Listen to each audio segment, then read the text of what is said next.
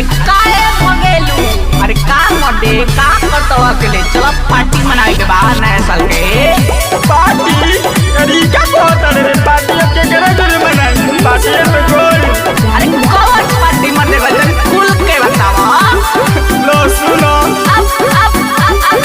अब सुर में चढ़ते दिसंबर शादी भइल फिलहाल में आइल जनवरी जाने बाड़ी ससुराल में नया साल बर्बाद भइल रे तौहा जाने के बाद भइल रे हो न्यू ईयर बर्बाद भइल रे तौहा जाने के बाद भइल रे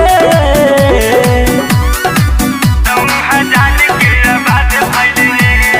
Music by Danny Ratchet.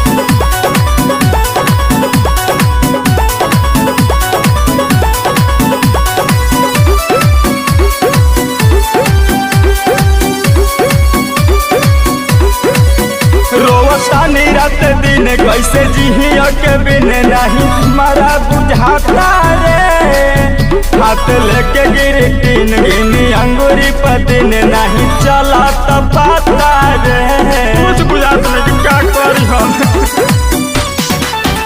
रोवतानी रात दिन कैसे जिहिया के बिन नहीं हमारा बुझाता रे हाथ लेके गिरी तीन गिनी अंगूरी पर दिन नहीं चलत पाता रे लागो ताकि छूछे बीती दिन नया साल में कैसे हम बताई जिया तनिकवन हाल में निमियर बर्बाद भइल रे तौहा जान के बाद भइल रे नया साल बर्बाद भइल रे तौहा जान के बाद भइल रे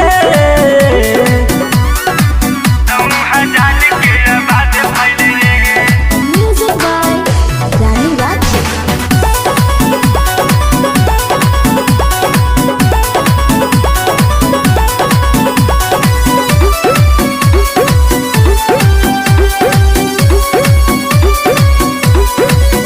जवन लागल रहे आसमान हो गइल निराश हमर भइल बर्बादी रे खाके क्रिया कसम चल गइल सनम कके तो सारा शादी रे छोड़ के चल गइल रे टेंशन में ब्याज दूसर की आई। जवन लागल रहे आसमान हो गइल निराश हमर भइल बर्बादी रे खाके क्रिया कसम चल गइल सनम कके दोसर से शादी रे दीवाना रियाज संदीप के छोड़ल से बेहाल में घाटल जात बीपी लेके चलू अस्पताल में नया साल बर्बाद भइल रे तौहा जान के बाद भइल रे नया साल बर्बाद भइल रे तौहा जान के